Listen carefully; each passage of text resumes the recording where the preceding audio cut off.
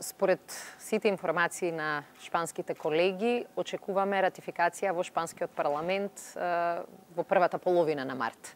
Тоа значи дека во тек на месецот ние ќе можеме буквално да ставиме печат, да ставиме подпис и да кажеме дека еден голем напор и еден огромен проект, стратешки важен за државата, го завршивме со успех.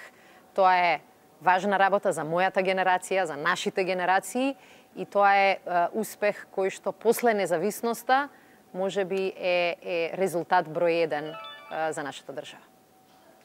Не очекувам проблеми и не очекувам непредвидени ситуации. Меѓутоа, работиме за да не изгубиме ниту еден ден и за да не изгубиме ниту една шанса. Имаше многумина кои претходната година релаксирано велеа, се е завршено. Се сеќавам на средби кои што ги имав со вашите колеги во Брисел пред летото, кои стравуваа можеби повеќе од некои други ратификации во други земји.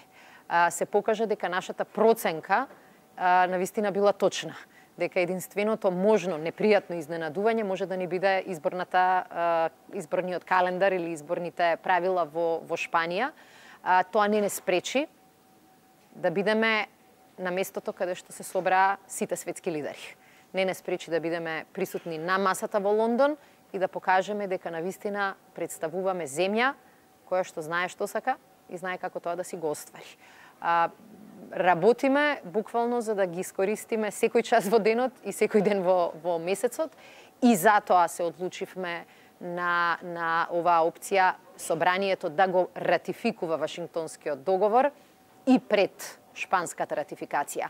Да не оставиме вакуум, да не оставиме празен простор и да не изгубиме ниту ден.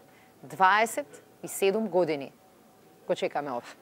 Срамота ќе беше ако тогаш кога ја имавме шансата не ја искористевме веднаш.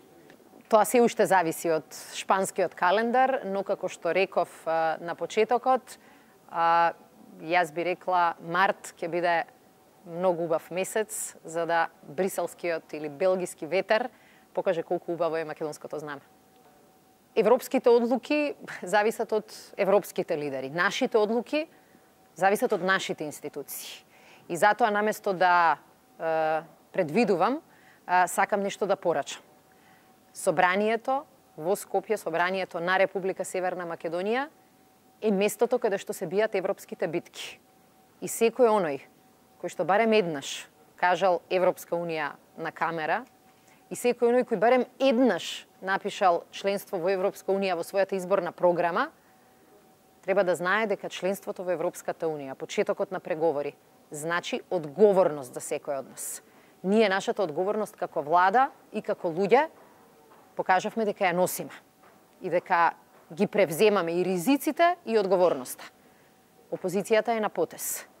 Ако на овој тест, ако на прашањето за кое што постои единство, НАТО, ЕУ, Америка, сите кои што го знаат процесот, велат ова треба да го направите, ако на тој тест подклекнат и паднат, навистина ќе покажат дека се само продолжена рака на еден бегалец во Будимпешта и дека единствена нивна цел е се уште да го штитат неговиот криминал и корупција. Ние во последната година во рамките на Јадранската повелба, значи групата на земји од нашиот регион и Соединетите Американски држави, веќе зборувавме за можност да испратиме наши офицери кои што ќе работат на тренинг дел од мисијата во Ирак. Меѓутоа, настаните во Ирак сето тоа го ставија во втор план. Ке чекаме да ја видиме формалната одлука на НАТО. Според сите предвидувања, НАТО ќе превземе еден голем дел од мисиите на коалицијата во Ирак и ние ќе бидеме подготвени, особено во делот на тренинг, да испратиме наши офицери или подофицери, земејќи го предвид големото искуство кое што нашата армија го има не само во Авганистан, туку исто така и во Ирак.